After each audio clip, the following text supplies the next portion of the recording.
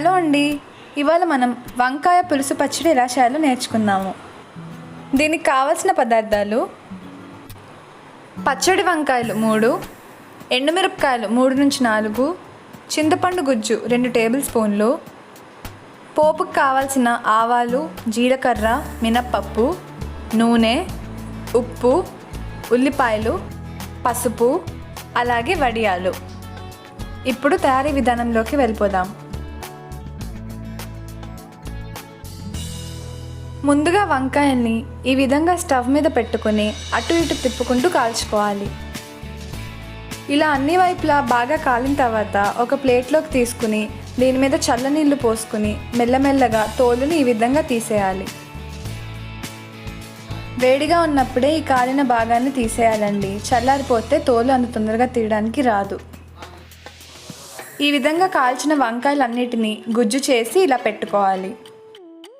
ఇప్పుడు ఇందులోకి కొద్దిగా పసుపు, ఉప్పు, అలాగే చింతపండు గుజ్జు వేసి పక్కన పెట్టుకోవాలి.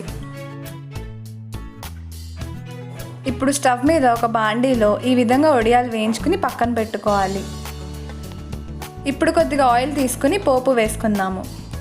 పోపు బాగా వేగిన తర్వాత దీన్ని పక్కన పెట్టేసుకుని అదే బాండీలో కొద్దిగా ఆయిల్లో ఉల్లిపాయలు అలాగే పచ్చిమిరపకాయలు వేసి మగ్గనిద్దాం. ఇప్పుడు ఇందాక మనం పక్కన పెట్టుకున్న వంకాయ గుజ్జులోకి ఈ విధంగా ఎండుమిరపకాయల్ని కచ్చాబద్దగా నలుపుకొని వేసుకోవాలి. అలాగే పోపు దినుసుని కూడా వేసుకుని బాగా కలుపుకోవాలి. కారం కూడా వేసుకోవచ్చండి, కానీ ఎండుమిరపకాయలు వేసుకుంటే టేస్ట్ బాగుంటుంది. ఇప్పుడు ఇందులోకి మనం 2 నిమిషాల పాటు మగ్గించుకున్న ఉల్లిపాయలు, పచ్చిమిరపకాయలు అలాగే వేయించుకున్న వడియాల్ని వేసి కలుపుకుందాము.